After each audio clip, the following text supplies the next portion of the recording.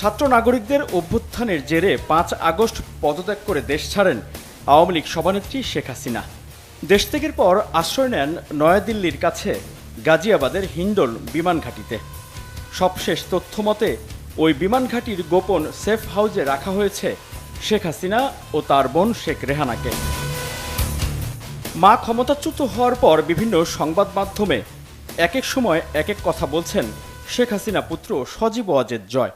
ঠিক আছে, শেখ হাসিনার পর আপনাদের কি হবে সেটা আমারও চিন্তার বিষয় না, আমার পরিবারের আর চিন্তার বিষয় না, আপনারা বুঝবেন। বলেছিলাম যে আমার পরিবার আর রাজনীতি করবে না, তবে আমাদের নেতাকর্মীর উপর যেভাবে হামলা হচ্ছে এই পরিস্থিতিতে আমরা হাল ছেড়ে দিতে পারি না।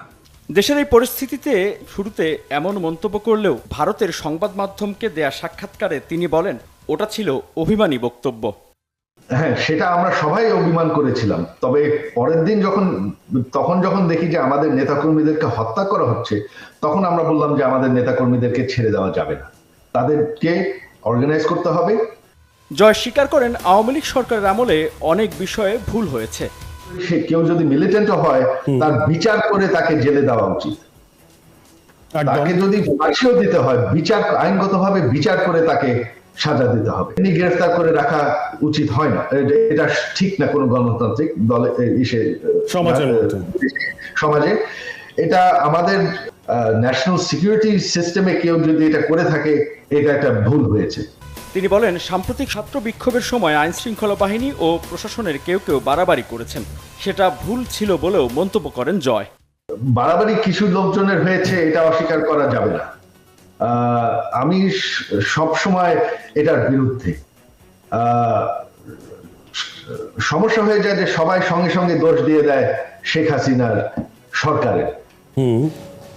দলটি এত বড়, দেশটি এত বড়, এত মানুষ আছে, মাঝে মধ্যে কিছু কিছু এলিমেন্টস আছে যারা বাড়াবাড়ি করে ফেলায়।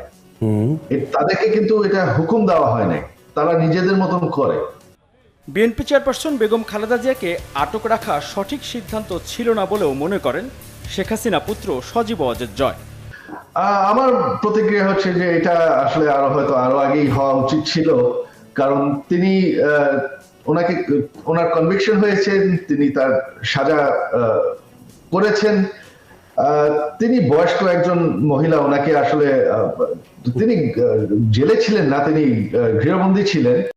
তবে আমার মতে আসলে ওটা আর প্রয়োজন ছিল না।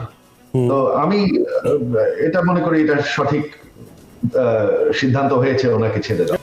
বাংলাদেশে ব্যাপক সমালোচিত আইসিটি অ্যাক্টের কিছু ধারা সঠিক ছিল না বলেও জানালেন জয়। তবে পরে বিষয়টি নিজে ঠিক করার জন্য সুপারিশ করেছিলেন বলেও জানালেন সদ্য পতন হওয়া আওয়ামী লীগ সরকারের প্রধানমন্ত্রী শেখ হাসিনার ছেলে ও তার উপদেষ্টা সজীব ওয়াজেদ জয়।